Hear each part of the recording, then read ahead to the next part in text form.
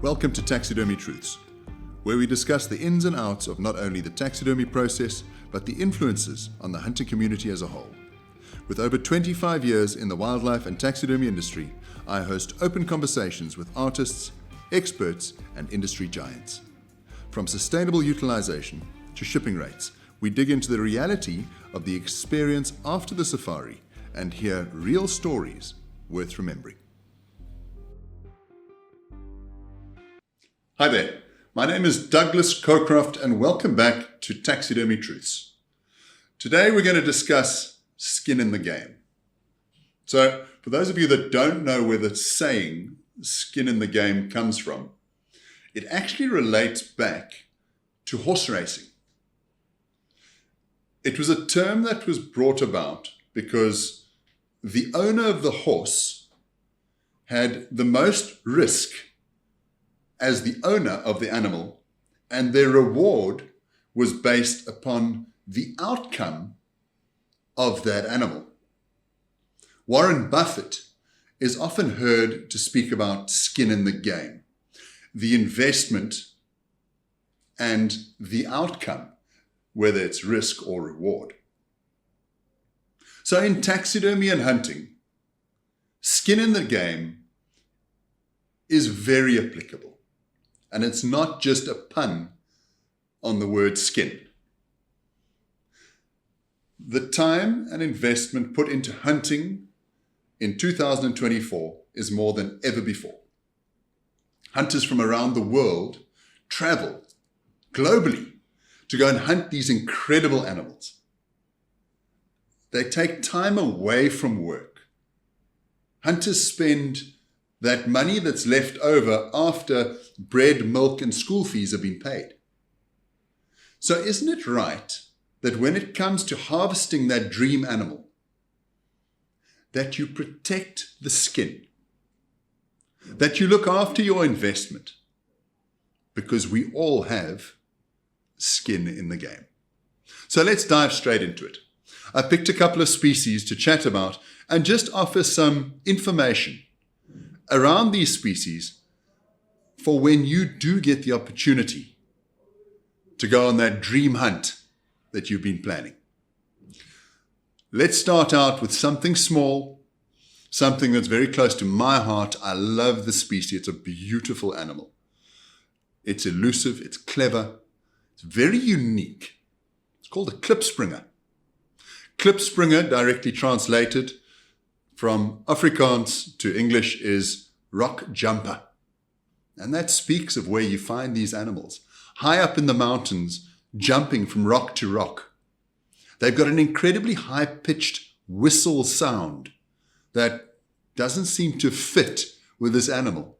But to any hunter who's pursued this very elusive, very clever little animal, you'll know that the hair follicle on this animal is unlike anything else you've ever felt. Because of living at high altitudes, the hair follicle is hollow. It traps air and creates insulation around the animal. The problem for a hunter is the minute this animal is shot, bullet shock, the fact that you're far away from skinning facilities, and just by nature of the animal, it's an anxious animal. It's tense. Its stress count must be through the roof because they're a fantastic prey species for something like a leopard. So this animal, when shot, needs to be skinned as quickly as possible. Ideas for hunting a Klipspringer: you could take an ice pack with you. So I'm going to name drop very quickly. Yeti do a fantastic ice pack backpack. I own one. They're incredible. Dump ice into it, close it up, and I've got ice for 3 days. Taking an ice cooler like this onto a Klipspringer hunt means that once your skin is off the animal and has been cleaned with fresh water, it's been skinned properly, obviously, the fat cut out, the ears opened up, the hooves opened up, and a thorough job of skinning this animal is complete. That skin can be rolled up and set in ice to keep the temperature down until such time as you carry it off the mountain and you bed it in fresh salt so that the salt can penetrate the skin and protect that valuable hair follicle. So a small animal with a lot of effort, but the effort is worth it when you consider the investment that you put into hunting this animal. And let's get back to the basics. We respect animals as hunters. So out of respect for your trophy, do the right thing, plan correctly, and you'll end up with a wonderful trophy at the end of the day. Now let's go to the other side of the spectrum. A giraffe. So if a small animal is tricky and tends to have problems with hair slip, like a Klipspringer, surely a big animal like a giraffe is big and hardy, and there's no issue. On the contrary, a giraffe is a difficult skin to work. As a taxidermist, I can tell you clearly, at least 2 out of 10 giraffe I would class as good skins. The other 8, you will find patches of hair slip. It's the nature of this animal.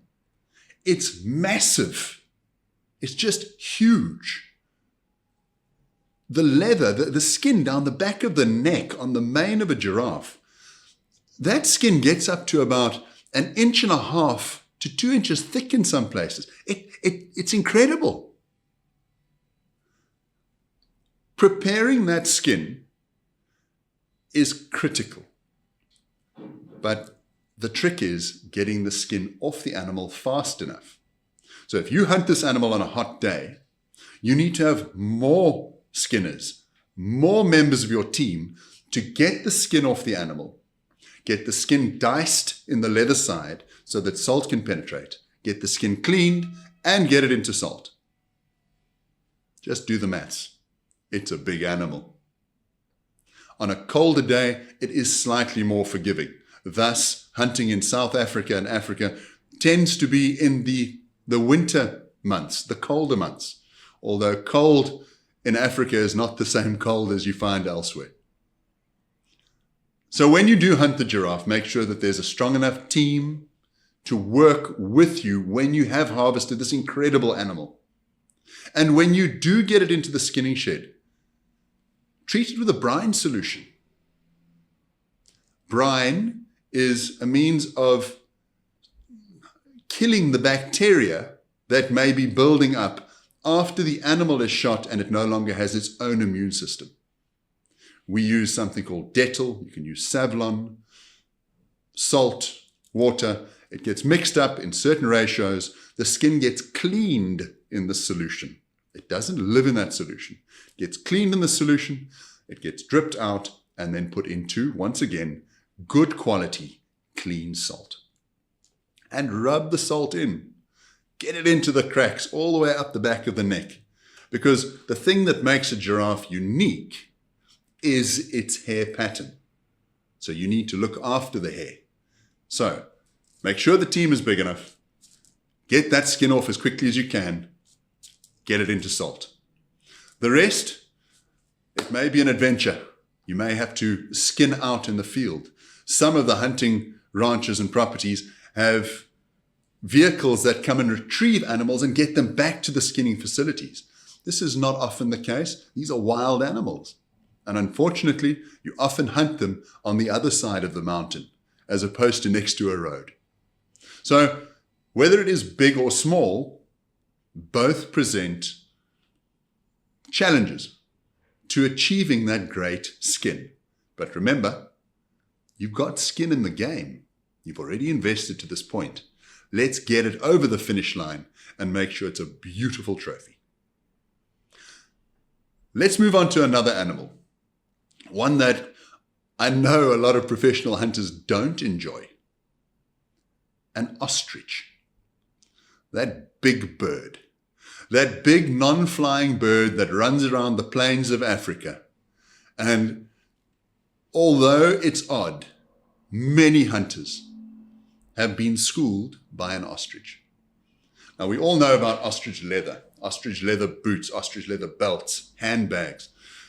It's a wonderful, wonderful leather. Africa has had tremendous success in ranch farming ostriches for eggs, for leather, for meat. It's an incredible meal. If you ever have the opportunity to try an ostrich fillet, I definitely give it a go. Lean, quality meat.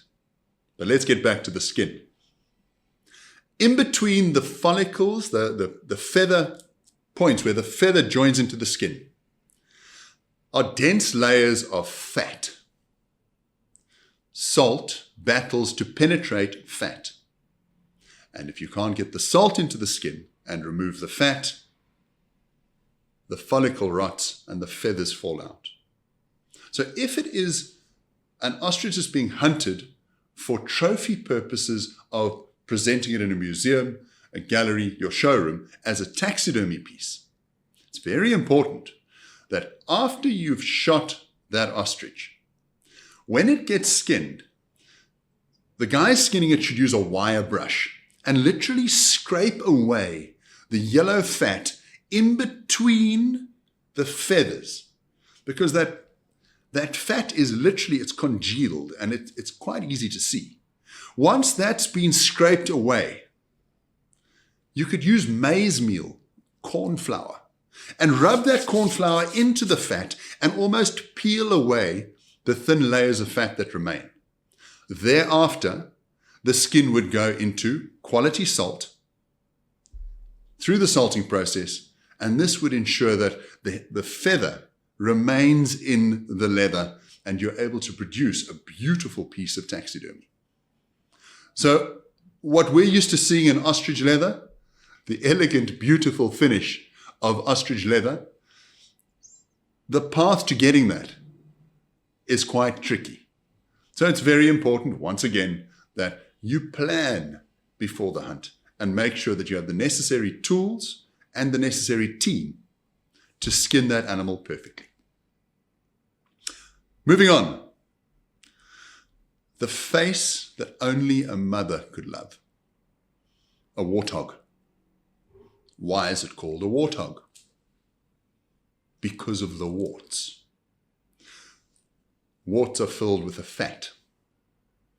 So once again, wherever there's fat on a skin, salt doesn't penetrate and you end up with hair slip and degradation of the skin in that area. So when skinning a warthog, it's very important that the skinners remove the skin and then hollow out and dice out all the fat inside that wart and fill that wart up with salt. I have seen skinners dice them from the outside and almost open the wart up like the petals of a flower and salt it from the outside. But this does leave the opportunity for scarring in the taxidermy piece. So once again, look for the fatty points on the skin. When that warthog skin is off, take the time to cut out the fat. It means that in the tanning process, stretch will come back to that skin and we're able to create taxidermy with warts and features that are the same proportion and size as the animal that you hunted. If anyone's ever made jerky or biltong, you take a wonderful cut of meat and as it dries, it shrinks and the shape distorts. The exact same thing happens inside a warthog's wart. The fat twists, congeals, and the wart ends up being a tiny little protrusion out the cheek. And when you get that taxidermy back on your wall, you look at it and go, but my warthog had big warts. That's the reasoning. So, as ugly as they can be and as lovable as they are, treat the wart with respect because it's easy to make a mistake. I look back over the years and I think, how many people have said that the measure of a great taxidermist is their cats? Cats are hard. They're really difficult. Caracal, leopards, lions, mountain lions, servals. They're not easy. There's muscles on their faces that move all the time, the way their ears sit, the penetrating stare of a predator. How to capture that predatory look. To a taxidermist, the canvas is the skin. If the skin is well prepared, we are able to get stretch back to the skin and recreate those movements, the details, the musculature on that incredibly powerful animal. Think of the size of the neck and the head on a leopard. If you don't salt that animal and skin it properly, the skin shrinks. And suddenly you end up getting a small cat back. But you can clearly remember when you hunted this leopard and you picked that leopard up, it was a monster. It had a huge neck on it. Where did the neck disappear to? So in the skinning of a leopard, once again, there's fat to consider. Maize meal, again, is a very useful tool. It has antibacterial properties, and when rubbing it in the skin, it rolls out the fat on that skin. So you literally rub that maize meal into the skin, shake it off, take another handful, and rub it in again, around the neck, around the face, all the way down the sides. Get the fat out as far as you can. When they skin the animal, open the tail up so that you don't have a dead point inside the tail where there's no salt penetration. Into the paws. Make sure that that beautiful cat's paws are opened up and salt is put inside, fat is removed, and you know that you'll end up with a perfect canvas for the taxidermy to recreate that incredible moment for you. So yes, a cat is the measure of a taxidermist. But as a taxidermist, I don't want to be set up to fail. So with great field preparation, clean knives, clean salt, and understanding what's necessary, the taxidermist is always able to produce the best quality possible. It puts value back in the animal. It creates a story. Everybody wins. Skin in the game. Spiraled antelope, kudu, bushbuck, nyala. I think they're one of my favorites. I've spent a lot of time studying kudu. And I think that the reason I love them so much is there's always something new to learn about them. The way they move their ears, the musculature on the face. Just there's small nuances in a kudu for me personally that make them an incredibly interesting animal. During the rut, their necks swell, shoulders get big and strong. They truly are magnificent in rut. The hair mat is tight, it's clean, it shines. You end up with almost a velvet around the neck from where they rub their necks and mark territories. If you've hunted any of the trigolaphus, the spiral-horned antelopes, you'll also notice that the hair follicle is very fine and very sparse. On the day that animal is hunted, the skin feels soft and it feels like there's a lot of hair. But once skinned and that skin is laying flat, you'll notice that there's a lot of space in between the hair. In the taxidermy process, this area becomes more visible because the natural leather colors are tanned out of the leather and the hair overlays that underlying leather. Thus, in taxidermy processes, quite often you'll find there's a recoloring of the leather to take it back to its natural color as you would have seen it in the field. But the hair is delicate. So we need to keep as much hair in that animal as possible, which means if you can skin that animal immediately, skin it, clean it, get the skin into a brine solution, and you're going to be in a position where the canvas, once again, it's giving the animal the best opportunity at becoming an incredible piece of art.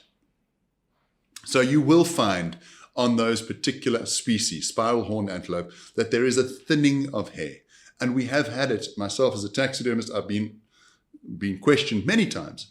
Why did it seem that there was more hair when I shot the animal than there is today? There is a residual loss of hair the moment an animal gets shot. Mammals, are in a state of constant molting and reproduction of hair. It's not one layer. There's different layers of hair at all times. So after the animal is hunted, that cycle stops. And any hair that was falling out is gone and doesn't get replaced by the new growth of hair. So keep the hair we've got. Because in Africa, with finely haired, sparse-haired animals, the last thing we want to do is end up with a bald trophy. It may not be hair slip, but we need to protect the hair we've got. Here's two that I enjoy.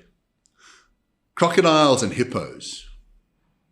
The reason I've grouped them together is many hunters will go on a combination hunt of a croc and a hippo. They share similar territories, similar style of hunting. You're hunting around waterways, marshes, and both of them are dangerous. Hippo more than the crocodile, but I still wouldn't want to swim with a crocodile, don't get me wrong. Both of them have a very hardy skin.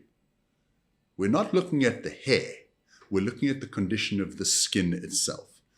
With a hippo, whether you're doing taxidermy and mounting it, or taking the hide, creating leather for product, you still need to treat this animal in the same way that you would an animal that is covered in hair. Once skinned and cleaned, it must be diced. The dicing of the hippo skin opens up the leather and allows salt to penetrate. On the crocodile, you'll find fat lining the inside. That fat must be scraped off, much like the ostrich, which allows the salt to penetrate and gives a far better preserve of that hide, so that when it gets to the tannery, it can be tanned into a beautiful skin that brings the memories flooding back, much like that estuary where you hunted them. On previous podcasts, I have discussed hair slip and bacteria. While the subject is short, sweet, and to the point, I feel that mentioning it again is of importance. When an animal dies, its immune system dies with it. At that point, the animal is susceptible to bacterial infestation. So the damage to a skin occurs in the first 24 to 48 hours after hunting that animal. It is critical that as soon as that animal is down, it gets skinned, it gets cleaned, and it gets salted.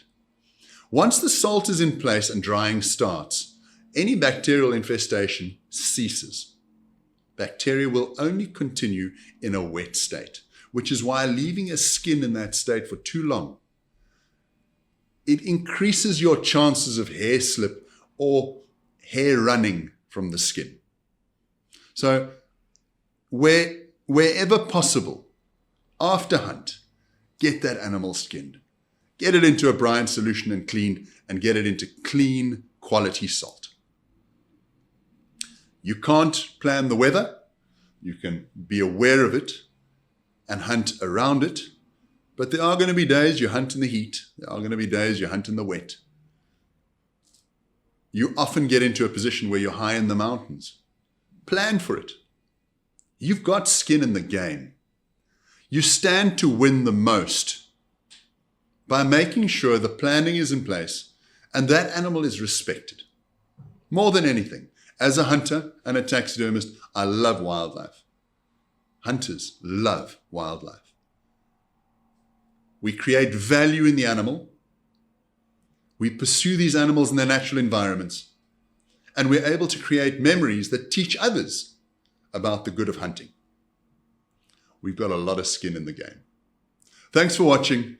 If you ever need information, please drop us a note and we can always come back to you and assist wherever necessary in helping you to plan better because these are taxidermy truths.